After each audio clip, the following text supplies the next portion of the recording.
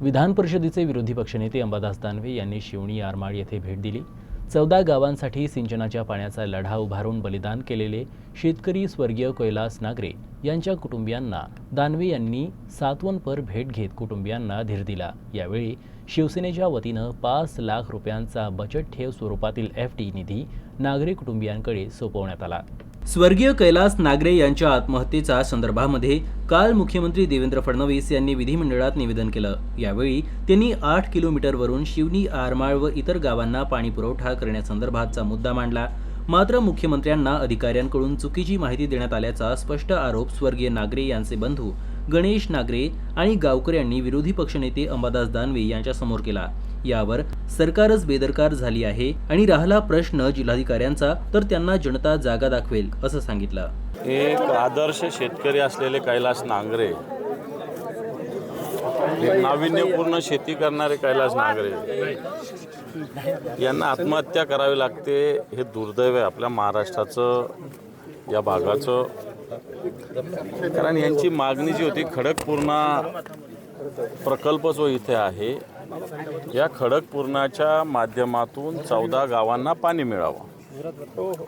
आता याच्यात नियम कायदे मलाही माहिती आहे, परंतु त्यांनी काय खडकपूर्णाचं धरणाचं पाणी कोणासाठी राखीव असेल, हे राखीव पाणी मागितलेलंच नाही आहे। जे ओव्हरफ्लो होतं, वाया जातं, ते पाणी मागितलेलं आहे आणि 110 मीटर फक्त काम करायचं। कोणीतरी अधिकाऱ्याने मिसगाईड मान्य मुख्यमंत्र्यांना केलेलं आहे। 110 मीटरची चारी करणं एवढंच काम आहे आणि त्यासाठी जागा, भूसंपादन, कोणताही खर्चसुद्धा नाही आहे। आणि मला वाटतं या कारणावरून एक शेतकरी, एक तरुण आत्महत्या करतो, हे आपलं सगळ्यांचं दुर्दैव आहे। निश्चित परिवार, मुलं आहेत, छोटे छोटे मुलं आहेत, हुशार मुलं आहे, परिवार आहे, वडील आहे, पत्नी आहे, या सगळ्यावर जो दुःख पडलं, मला असं वाटतं दुःख तर कोणी कोणाचं वाटून घेऊ शकत नाही। परंतु एक भेट देण्यासाठी आम्ही शिवसेना पक्षाच्या वतीनं माननीय उद्धवजी ठाकरे साहेबांच्या आदेशाने आज आलेलो। शिवसेना पक्षाच्या वतीनं जी काही शक्य आहे ती मदतसुद्धा आम्ही या कुटुंबियांना दिलेली आहे, परंतु तेवढ्यापुरतं ते काही करणं ते तर सगळ्यांची जबाबदारी। परंतु सगळ्यात आधी कैलास नागरेंच्या ज्या भावना होत्या, पाणी, मला वाटतं एक सिंचनाचा विषय या महाराष्ट्राचा, सरकार तर मोठ्या मोठ्या घोषणा करतो, एकीकडे विदर्भामध्ये 78,000 कोटीचा प्रोजेक्ट, इकडे मराठवाड्यात 46, प्रत्यक्षात कुठंच काही नाही।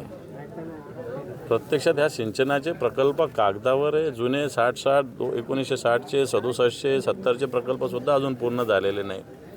आणि म्हणून निश्चित या निमित्तानं कैलास नागरेंनी ज्या पद्धतीनं आपला जीव एक प्रकारे या सिंचनासाठी, शेतकऱ्यांसाठीच दिलेला आहे, त्याचं एक बलिदान आहे।